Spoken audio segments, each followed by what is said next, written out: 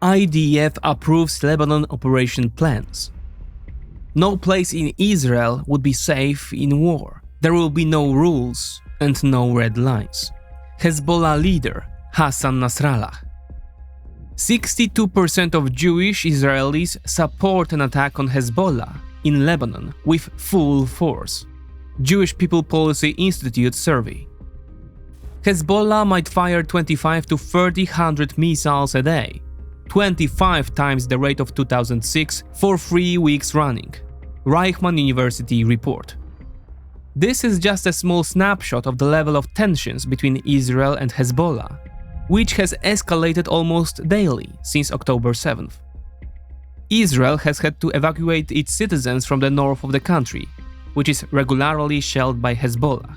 Meanwhile, the pro-Iranian militant group has made the ceasefire conditional on a truce in Gaza. Netanyahu's cabinet does not believe in the intentions of Nasrallah's group and is preparing to invade the north to neutralize the militia. The problem is that Hezbollah is considered the most powerful non-state actor in the world, with an arsenal of missiles estimated at between 120,000 to even 500,000 missiles, mainly sponsored by the Islamic Republic of Iran. On July 28th, several of these rockets fell on the town of Maid al-Shams in the Israeli-occupied Golan Heights, killing 12 young Israelis, further exacerbating already tense relations. Observing the actions of both sides, one gets the impression that we are on an inevitable path to war. Is it indeed unavoidable? Welcome to the 20th Report.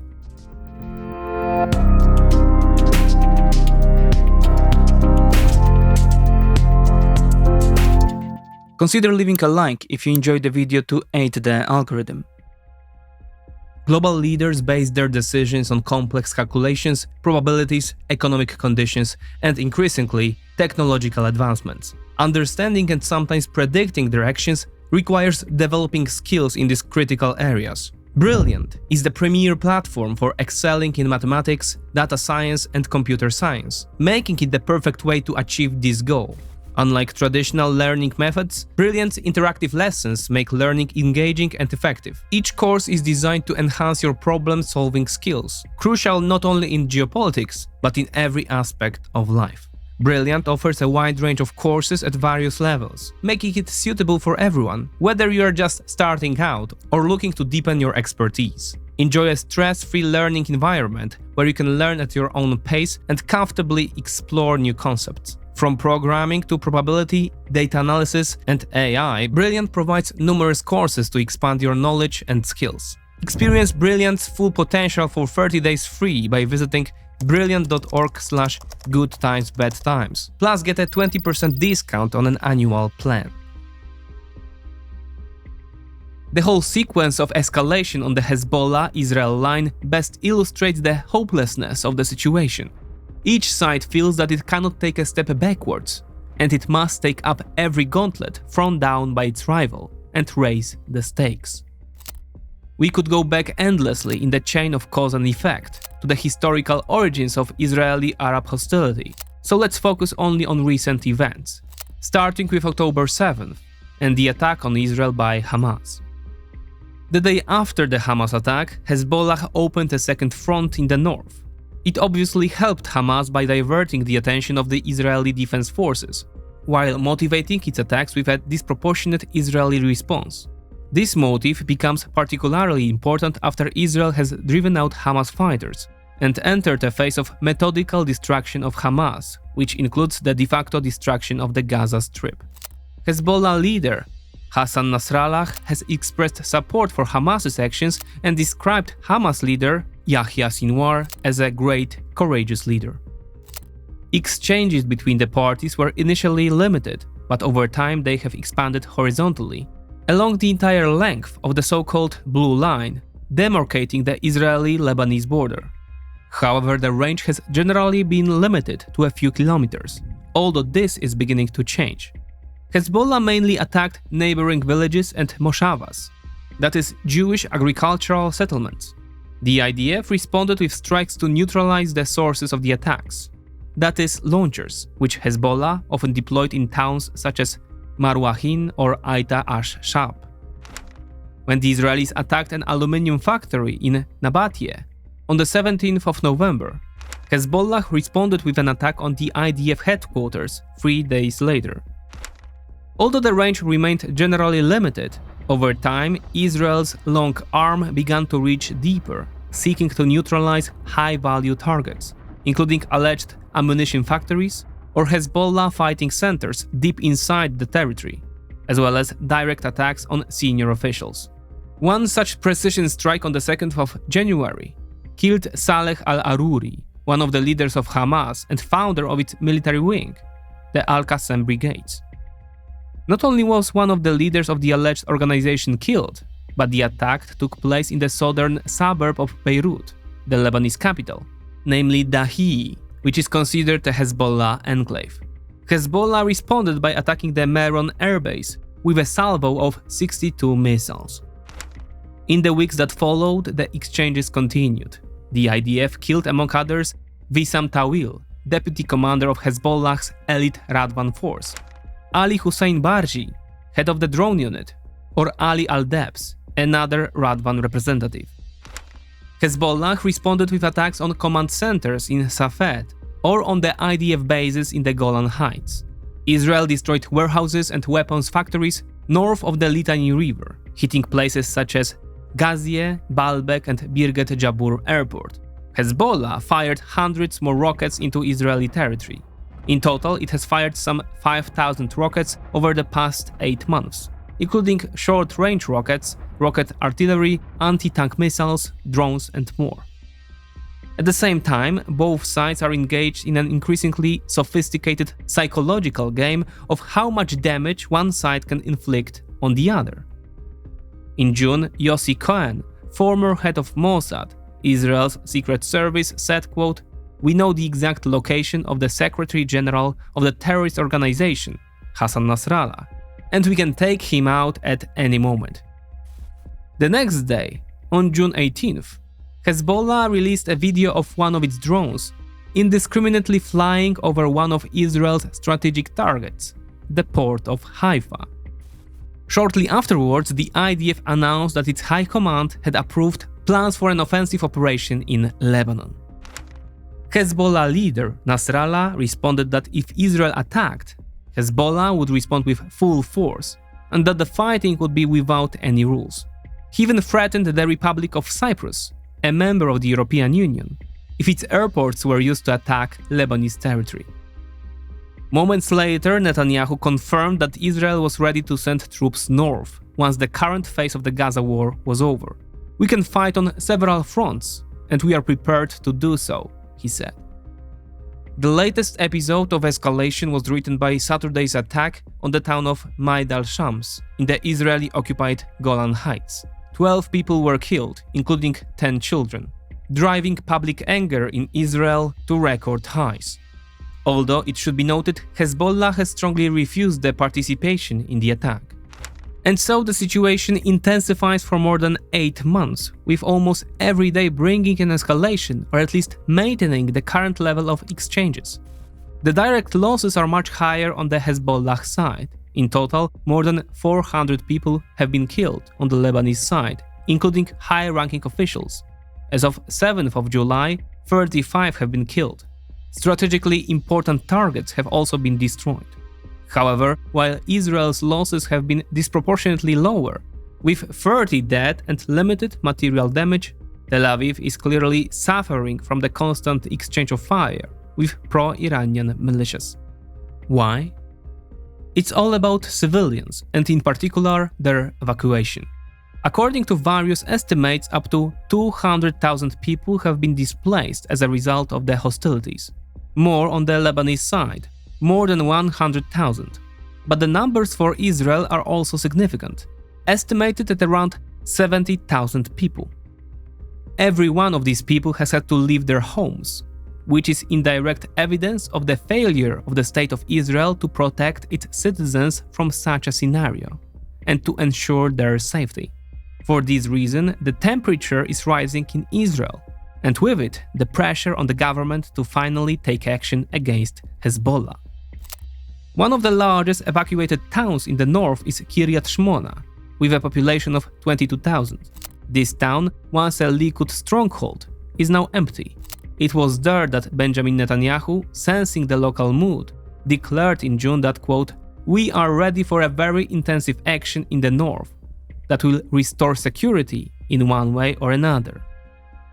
The hawk swing in Israel is strong, and not only in the military community.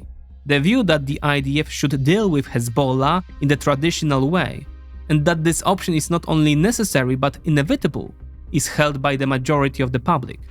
According to a survey by the Jewish People Policy Institute, as many as 62% of Israeli Jews, who make up about 75% of the population, support attacking Hezbollah with full force. 57% believe that the offensive should begin immediately. Therefore, Netanyahu's offensive stance should not come as a surprise.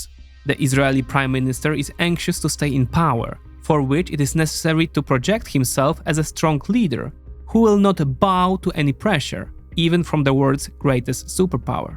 Benny Gantz, former chief of staff of the Israel Defense Forces, does not mince his words either, quote, "We can plunge Lebanon completely into the dark and take apart Hezbollah's power in days," he said. Dr. Omer Dostri, an expert at Israel's Defense and Security Forum, is even more direct, quote, "Israel will have to militarily defeat Hezbollah. There won't be another chance for that. The Israeli government is required to prepare the Israeli public for a broad war in Lebanon that will destroy the Hezbollah organization, including the occupation of all the southern Lebanon and the destruction of Beirut and other major cities in Lebanon." There are many such voices in Israel, and that's why there is growing concern that war is just around the corner. The elephant in the room, however, is so massive that cannot be overlooked, and that is the potential of Hezbollah. The human capacity of the Lebanese militia is more than 3 times that of Hamas. Hamas was said to have about 30,000 fighters. Hezbollah has more than 100,000. Geographically, Hamas was quickly cut off from the world. Hezbollah has a kind of strategic depth of its own, to which it can flee if necessary. It is not in danger of being encircled. But perhaps Hezbollah's most frequently cited resource is its missile potential. These estimates vary widely, depending on which side is making them. A representative of Iran's Quds Force told Foreign Policy that Hezbollah is said to have close to 1 million missiles of various types, including precision weapons, rocket artillery, or anti-tank weapons. This is an upper bound estimate, almost certainly unrealistic. Ahmad Kabalan, Lebanon's Shiite Mufti, estimates Hezbollah's potential at 500,000 missiles of various types. Western analysts put the upper limit at half of that number, and more realistically at 120 to 200,000 missiles, according to CSIS. Still, this is up to 4 to 8 times more than the rocket potential Hamas had at its disposal. Nasrallah said that so far Hezbollah has used only a small portion of its own arsenal.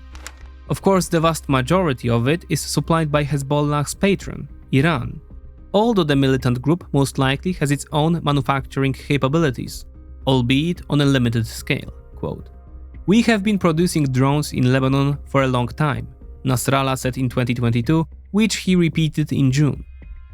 Most of Hezbollah's rockets are short-range, non-precision weapons, which it currently uses in a fiery exchange with Israel.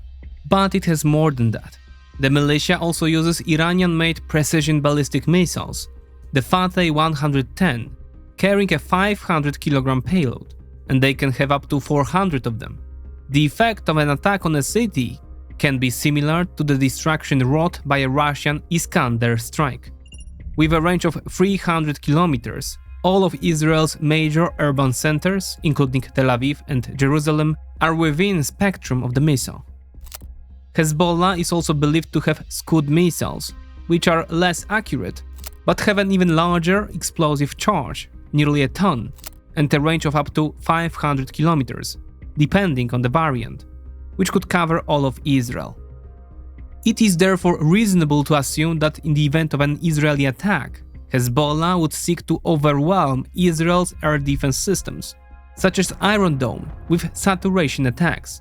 Non-precision missiles such as Fire, Rad, Kahibar or Zelzal, which Hezbollah has in abundance, would be fired in large numbers at Israeli cities, with let's say a few dozens of Fateh 110 missiles flying in the midst of them, aimed at strategic targets. Israel has an excellent air defense system. The Iron Dome, David's Sling, and the Arrow constitute 3 different layers of protection. But in the event of a massive salvo from the north, even such an advanced, multi-layered system will let enemy rockets through. This is evidenced, for example, by humiliating attack of July 19th, when a Houthi-launched drone traveled more than 1800 kilometers and struck Tel Aviv, killing 1 person and wounding a dozen. How the drone penetrated Israeli systems is unknown. Note also that an advanced defensive missile is usually much more expensive than a dumb offensive missile. Hezbollah and through it Iran can quickly exhaust Israel's defense forces. An unpublished report by Reichman University in Herzliya, cited by The Economist and authored by more than 100 Israeli experts, indicates that Hezbollah can afford to fire between 25 and 30,000 rockets per day, which would be a 25 times increase over the intensity of the 2006 war shelling. This would be the largest rocket salvo in world history. Casualties could run into tens of thousands, the report said. The IDF is counting on the US Navy patrolling the area to help in the fight, but in the event of a conflict, ships would also have to be on guard, as Hezbollah has a C-802 anti-ship missile, which it used to attack the Israeli ship INS Hanit in 2006. It also has a considerable arsenal of drones, including the Hadhad and Ababil, which can carry up to 50 kilograms of explosives. And while the Americans can help with medium and long-range rocket attacks, short-range missiles simply fly too short for the US Navy to shoot down. And these are the missiles that Hezbollah has the most of. Unprecedentedly for a non-state group, Hezbollah also has anti-aircraft capabilities, specifically the Iranian Sayad system or the Soviet-Russian Osa, Buk or Pantsir, known from the war in Ukraine. Although this is mostly old equipment, it can still pose a threat to Israeli fighters, meaning that in the event of war, the IDF will not have the unquestioned air superiority it enjoyed in Gaza, at least initially. None of this means, of course, that the military capabilities of the two sides are equal. The IDF's advantage remains devastating, and Israel would inevitably win such a clash. However, a more cautious commentators point out that it is not about Israel winning at any cost. Opponents of opening another, much larger front in the north believe that the situation would go from bad to much worse. The war would primarily benefit Israel's strategic rival, which is not Hezbollah, but the Islamic Republic of Iran. In the event of an outbreak of war, Israel could expect the activation of the entire network of Iranian militias that make up the strength of the so-called Axis of Resistance. According to some Israeli analysts, Iran's goal is to create a so-called Ring of Fire around Israel, opening several fronts at once in order to destroy the IDF's conventional superiority. Iran would do this even without entering the war itself, but merely orchestrating its militias, arming and training them in the rear. The problem with this approach is that these groups are fundamentally uncontrollable. According to author Yonahan Wieser, Hamas allegedly decided on the October 7th attack without consulting Iran, making it easier for Israel to neutralize the threat. Had the Hamas attack been coordinated with a larger attack by Hezbollah and other groups in the region, and perhaps Iran itself, the results would have been devastating. Nevertheless, another attack that neutralizes Hezbollah would most likely open several new fronts, large and small, that would be very difficult to suppress given the nature of the enemy. The directions would include Lebanon, Syria, Yemen, Iraq, Judea and Samaria, that is the West Bank. Especially since after 8 months of fighting, Israeli soldiers are simply tired and short on recruits. The Economist writes, quote, "At present, the IDF is stretched thin in Gaza and the West Bank. I don't see where they are going to bring enough soldiers from, says one reservist who took part in those drills. This sums up the misery of the whole situation. Hezbollah is making the cessation of attacks dependent on peace in Gaza. Israel, even if peace comes, do not trust Hezbollah to keep its word to withdraw. Moreover, if it did cease attacks, the group's potential to attack Israel would continue to hang over Israel's head and would inevitably grow. As a result, some experts believe that Israel is addressing its signaling in the wrong direction. This view is held by Professor Gerald Steinberg, among others, who argues that Israel should shift its strategic communication from Lebanon to Iran and use blackmail to convince the Ayatollahs that their survival depends on ending Hezbollah attacks. That's about, for example, a veiled threat to destroy Iran's entire fuel complex, which is the country's main source of income, if the Iranian-led Hezbollah do not cease its campaign of attacks against Israel. Steinberg is essentially discussing the option of cutting out the middleman and taking the problem directly to the patron. The problem with this approach is obvious: further escalation. From a potentially limited conflict involving Lebanon and Israel, we get a full-scale war involving a large region of the Middle East, and even global players like the US, Russia and China. An effective threat would have to bring things to a knife edge, in which case the dominoes could fall quickly. Even Hezbollah itself, whose leader claims that war is avoidable, and that his group will stop attacks as long as there is peace in Gaza, has many motivations to push for the conflict. Its main ally and financier is the Islamic Republic of Iran. If Hezbollah does not go with the flow coming from Tehran, there could quickly be, for example, a controlled change at the top within the group's structures and the casting of a person more amenable to the Ayatollah's proposals. Moreover, within the ideological and religious framework, Hezbollah must show actions that oppose Israel, which in their view violates Islam and its followers, especially those in Gaza and the West Bank. Thus, via its attacks on Israel, Hezbollah legitimizes its own position in the Arab world. Voices of discontent are also coming from across the Atlantic. Another, this time much bigger, war in the Middle East is the last thing the Americans want, with its focus on the war in Ukraine and the even bigger Chinese challenge. Meanwhile, the friction between Israel and Hezbollah shows the fragility of the hegemon's policies. That's the point of Daniel DePetri's critique. The defense priorities fellow notes in MSNBC that the US has somehow become hostage to Israel, dependent on the Jewish state's moves. Why? In theory, the Biden administration is calling for common sense and restraint in escalation, while at the same time assuring Israel of almost unconditional support in the event of war. This approach further solidifies the pro-war position of Netanyahu's cabinet by presenting Israel as an uncontrollable actor that can nevertheless count on Washington's support. All this shows how difficult the situation is. No matter what strings we pull, the risk of an outbreak is great. Still, there seems to be a way that has the potential to save both nations from war. To this end, the Americans have sent the diplomat Amos Hochstein to find a peace solution. He has met with representatives of Hezbollah and Israel to assess the situation before mediating. An agreement would most likely include some form of ceasefire in Gaza, as well as the withdrawal of Hezbollah militias a few to several kilometers into Lebanon, allowing civilians on both sides to return to their homes. Israel wants Hezbollah to withdraw behind the Litani River, but it is doubtful that Nasrallah would make such concessions. Overall, such a solution requires cold calculation, rationality, trust, and keeping one's words on both sides. Is this even possible at a time when so much bad blood has already been shed? Some symptoms that it is indeed possible are being sent, among others, by the head of the Israeli Defense Forces.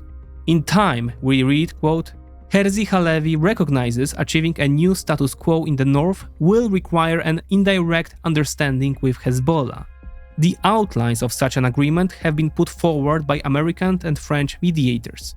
They include a withdrawal of critical Hezbollah's capabilities up to 6 miles from the border, an enhanced presence by the Lebanese armed forces, and the United Nations Interim Force in Lebanon, a peacekeeping force that straddles the border, coupled with guarantees and strategic monitoring by the US and France." Unquote. Also, in an interview with the BBC, a senior Hezbollah official says, quote, "A war is possible but not inevitable." Dr. Lina Khatib of Chatham House also tries to find positives in a sea of negatives, suggesting that the current verbal and psychological escalation may be a kind of substitute for kinetic war. Neither side is interested in a devastating war, but both need to portray themselves as tough and capable of fighting. Hezbollah wants to signal this to Iran and the Arab world, Netanyahu and his cabinet to the Israeli public. Both sides, notes Professor Eyal Zisser of Tel Aviv University, have somehow learned to tolerate the current status quo. While fundamentally negative, it is better than war, which in the worst-case scenario could engulf the entire region, including the United States and Iran. Israel has invaded or bombed Lebanon at least 5 times, in 1978, 1982, 1993, 1996, and 2006. And although Israel has theoretically emerged victorious each time, the triumphs always were temporary. The 1982 invasion was particularly bloody, leading to a nearly 20-year occupation and contributing to the rise of Hezbollah. The most recent war in 2006 was a tactical success for Israel, but a strategic failure. The Hezbollah of 2024 is bigger, better armed, more experienced, and politically stronger than the Hezbollah of 2006. Will the war of 2024 or 2025 be another Pyrrhic victory for Netanyahu? What does the future hold? First of all, uncertainty. Quote, "I truly don't know where this is heading, and your bet is as good as mine," says Sarit Zehavi, director of Alma Research and Education Center, a think tank located a few kilometers from the Lebanese border that studies the conflict with Hezbollah. But one thing is certain. Another war in the region means tens of thousands dead and wounded, on both sides.